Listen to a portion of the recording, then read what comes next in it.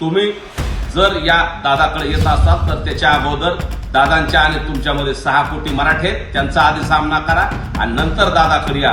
तुम्हाला दादापर्यंत पोहोचणं शक्य होणार नाही. जे कोण हे असतील सातत्यानं मनोज दादाला जीवे मारण्याची भाषा करतायत, त्यांच्या मुसक्या आवळल्या पाहिजे, त्यांच्यावर कठोर कारवाई केली पाहिजे. संघर्ष योद्धा मनोज दादा जरांगे पाटील यांना गोळ्या घालून मारण्याची भाषा करणाऱ्यांना आणि मनोज दादांना संपवण्याची भाषा करणाऱ्याला आम्हाला सांगायचंय की तुम्ही जर या दादाकडे येत असाल तर त्याच्या अगोदर दादांच्या आणि तुमच्यामध्ये 6 कोटी मराठे आहेत, त्यांचा आधी सामना करा आणि नंतर दादाकडे या. तुम्हाला दादापर्यंत पोहोचणं शक्य होणार नाही. आणि माझी पोलीस प्रशासनाला आपल्या माध्यमातून विनंती आहे की जे कोण हे असतील सातत्यानं मनोज दादाला जीवे मारण्याची भाषा करतायत, त्यांच्या मुसक्या आवळल्या पाहिजे, त्यांच्यावर कठोर कारवाई केली पाहिजे. आणि त्यांनाही सांगणे, जर पोलीस कारवाई करणार नसतील, जर इथून पुढे मनोज दादाला किंवा जे समाजाचं काम करतात मराठा समाजाच्या बांधवाला कुणी जर असं गोळ्या घालण्याची किंवा जीवे मारण्याची धमकी देत असेल, त्याला मराठा समाज त्यांच्या स्टाईलने उत्तर दिल्याशिवाय राहणार नाही. हे सुद्धा असं वाचाळवीरांनी आणि धमक्या देणाऱ्यांनी ध्यानात ठेवावं. आम्ही सुद्धा बांगड्या भरलेल्या नाहीत. वेळ आली तर आम्ही इतिहासात दाखवून दिले शस्त्र सुद्धा उचललेले आहेत. त्याच्यामुळे आम्हाला आमच्या मूळ स्वभावावर आणू नका. नसता येणाऱ्या काळात मग गंभीर परिणाम या वाचाळवीरांना आणि या धमकी देणाऱ्यांना भोगावे लागतील, एवढं मात्र नक्की आहे. म्हणून माझी पोलीस प्रशासनाला, राज्य सरकारला विनंती आहे, या प्रकरणाची चौकशी करा आणि कठोरात कठोर कारवाई जे दोषी असतील त्यांच्यावर करा. सरकारनं जर लक्ष दिलं तर असं दुर्घटना होत नाही. त्याच्यात गोरगरिबांचा जीव जात नाही. श्रीमंताचा मॅन हॉलमध्ये किंवा कुठल्या झाड पडून श्रीमंताचा कधीच होत नाही. गरीब लोक लोकलने वागतायत, पायी चालतायत, गाडी रिक्षानं जात आहेत. बळी जातो आमच्या गरिबांचा. याची दक्षता घेण्याचं काम हे सरकारचं आहे. परंतु काय नाही, ते काय कोणी मेलं तरी त्याची किंमत त्यांनी ठरवलेली. यंदा जालना जिल्ह्यामध्ये 318 वर्षांनंतर मुक्ती हिंगण सोहळा होतोय. तुम्ही उपस्थित होतात, भक्तिमय वातावरण होतं. खूप जालना जिल्ह्याचं भाग्य म्हणावं लागेल की आपल्याला संत मुक्ताबाईंच्या पालखीच्या सोहळ्याचं रिंगण हे 300-325 वर्षानंतर पहिल्यांदा होत आहे. खूप आपण भाग्यवान आहेत का आपण डोळ्यानं तो सोहळा पाहायला आपण साक्षीदार झालो त्या सोहळ्याचे. खूप सगळ्या वारकरी बांधवांना मनापासून शुभेच्छा. जमलेल्या सगळ्या भक्तांना पण खूप शुभेच्छा. दादा, इकडे मुंबईमध्ये धो पाऊस पडतोय. मुंबईत म्हणजे विस्कळीत झाले सगळे जनजीवन. कसं बघतात, प्रशासनाकडनं काही तयारी झाली असेल? तिकडंच पाऊस पडतोय, इकडं पडणार ना. इकडे जनजीवन विस्कळीत व्हायना, काहीच व्हायना. तिकडे डांबरीवर पडतोय, तिथं वावर नाही, फेवर नाही, काही नाही. ते डांबरीवर पडायला लगेच कमरा इतकं पाणी होत आहे. तिथं पाऊस आम्हाला पाहिजे, ग्रामीण महाराष्ट्राला पाऊस पाहिजे. सुख समृद्धी आमच्या शेतकऱ्यांना मिळाली पाहिजे. आता तिकडचं पाणी रोजच बघत होतं, त्यांची सुविधा तरी काय करा, त्यांचं त्यांना कळत नाही. पाणी साचून देऊ नये का, त्यांच्यावर आम्हीच बोलायचं. आमच्या शेतकऱ्यावर आम्हीच बोलायचं. आमची भजी चालली मारण्याची इकडे. आम्हाला पावसाची लई गरज आहे. दादा, तुम्ही गटारीत पडून झाडं पडून कोणती होतात लोकांची? मी आता तेच म्हणलं का, आता काय आहे, सरकारनं जर लक्ष दिलं तर असं दुर्घटना होत नाही. त्याच्यात गोरगरिबांचा जीव जात नाही. श्रीमंताचा मॅन हॉलमध्ये किंवा कुठल्या झाड पडून श्रीमंताचा कधीच होत नाही. गरीब लोक लोकलने वागतायत, पायी चालतायत, गाडी रिक्षानं जात आहेत. बळी जातो आमच्या गरिबांचा. याची दक्षता घेण्याचं काम हे सरकारचं आहे. परंतु काय नाही, ते काय कोणी मेलं तरी त्याची किंमत त्यांनी ठरवलेली. माणूस मेला याची वेदना त्यांना नाही, त्यांनी एक किंमत ठरवलेली. शेतकऱ्यांनी आत्महत्या केली की 1.5 लाख रुपये द्यायची. जीवाची त्यांनी किंमत केलेली. म्हणजे त्यांना भावना जर असत्या ना तर त्यांनी किंमत नसती ठरवली.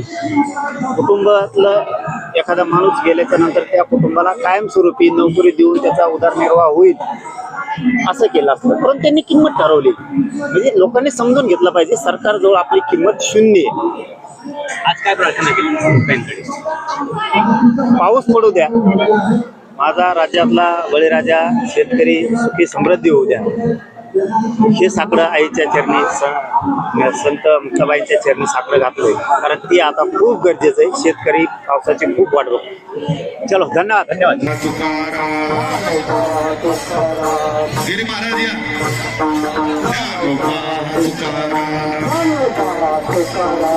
संघर्ष योद्धा मनोजदादा जरांगे यांचं सुद्धा पालखी सोहळ्याच्या वतीनं मनस्वी स्वागत आहे.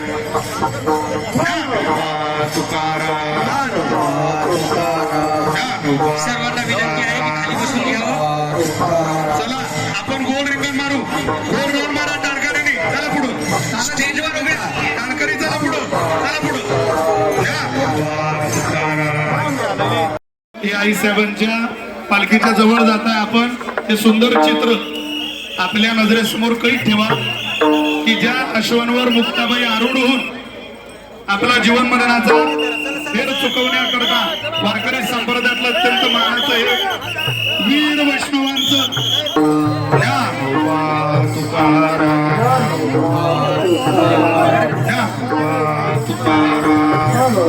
तुम्ही डायरेक्ट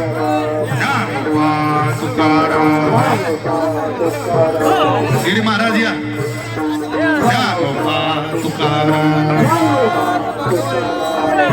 आपण गोल रिंगण मारू. गोल मारा टाणकरीने. चला पुढं स्टेजवर उभे राहा. टाणकरी. चला पुढं. चला पुढं. गोल गोल गोल. ऐतिहासिक असा हा क्षण हो 318 वर्षाची पलीकडून पलीकडून उजवी उजवी.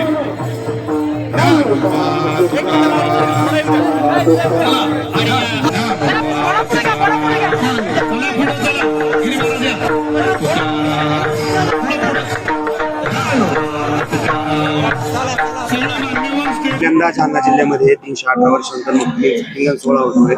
तुम्ही उपस्थित होतात. भक्तिमय वातावरण होतं. खूप जालना जिल्ह्याचं भाग्य म्हणावं लागेल की आपल्याला संत मुक्ताबाईंच्या पालखीच्या सोहळ्याचं रिंगण हे 300-325 वर्षानंतर पहिल्यांदा होत आहे. खूप आपण भाग्यवान आहेत का आपण डोळ्यानं तो सोहळा पाहायला आपण साक्षीदार झालो त्या सोहळ्याचे. खूप सगळ्या वारकरी बांधवांना मनापासून शुभेच्छा. जमलेल्या सगळ्या भक्तांना पण खूप शुभेच्छा. दादा इकडं मुंबईमध्ये धो पाऊस पडतोय. मुंबईत म्हणजे विस्कळीत झाले सगळे जनजीवन. कसं बघतात प्रशासनाकडनं काही तयारी पूर्ण झाली असेल? तिकडंच पाऊस पडतोय, इकडं पडणार ना. इकडे जनजीवन विस्कळीत व्हाय ना, काहीच व्हाय ना. तिकडे डांबरीवर पडतोय, तिथं वावर नाही, फेवर नाही, काही नाही. ते डांबरीवर पडायला लगेच कमरा इतकं पाणी होत आहे तिथं. पाऊस आम्हाला पाहिजे, ग्रामीण महाराष्ट्राला पाऊस पाहिजे. सुख समृद्धी आमच्या शेतकऱ्यांना मिळाली पाहिजे. आता तिकडचं पाणी रोजच बघत होतं, त्यांची सुविधा तरी काय करा त्यांचं त्यांना कळत नाही. पाणी साचून देऊ नये का, त्यांच्यावर आम्हीच बोलायचं. आमच्या शेतकऱ्यावर आम्हीच बोलायचं. आमची भजी चालली मारण्याची इकडे. आम्हाला पावसाची लई गरज आहे. दादा तुम्ही गटारीत पडून झाडं पडून कोणती होतात लोकांची? मी आता तेच म्हणलं का, आता काय आहे, सरकारनं जर लक्ष दिलं तर असं दुर्घटना होत नाही. त्याच्यात गोरगरिबांचा जीव जात नाही. श्रीमंताचा मॅन हॉलमध्ये किंवा कुठल्या झाड पडून श्रीमंताचा कधीच होत नाही. गरीब लोक लोकलने वागतायत, पायी चालतायत, गाडी रिक्षानं जात आहेत. बळी जातो आमचा गरिबांचा. याची दक्षता घेण्याचं काम हे सरकारचं आहे. परंतु काय नाही, ते काय कोणी मेलं तरी त्याची किंमत त्यांनी ठरवलेली. माणूस मेला याची वेदना त्यांना नाही, त्यांनी एक किंमत ठरवलेली. शेतकऱ्यांनी आत्महत्या केली की 1.5 लाख रुपये द्यायची. जीवाची त्यांनी किंमत केलेली. म्हणजे त्यांना भावना जर असत्या ना तर त्यांनी किंमत नसती ठरवली.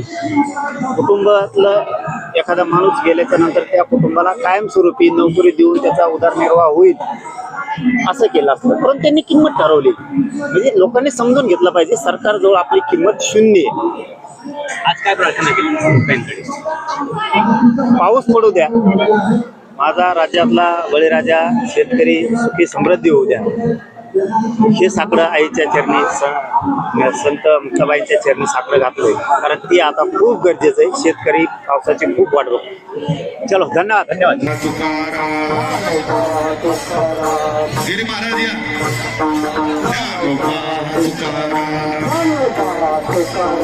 संघर्ष योद्धा मनोजदादा जरांगे यांचं सुद्धा पालखी सोहळ्याच्या वतीनं मनस्वी स्वागत आहे.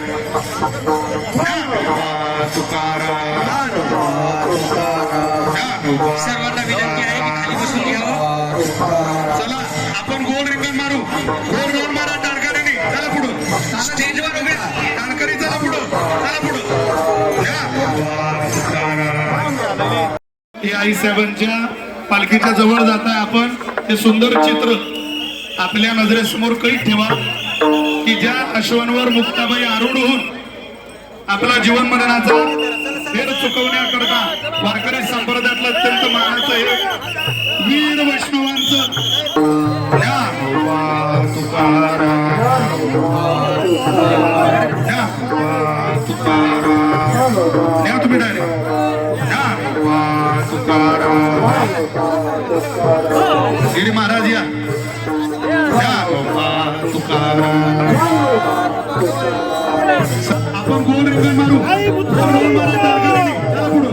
स्टेजवर उभे राहा. टाणकरी चला पुढं. चला पुढं. ज्ञानोबा तुकाराम. चला पुढं.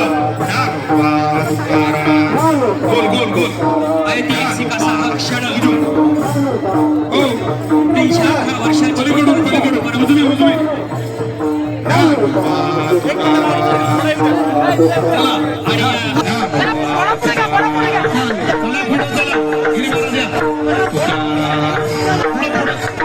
ज्ञानोबा तुकाराम. चला मान्यवर स्टेज.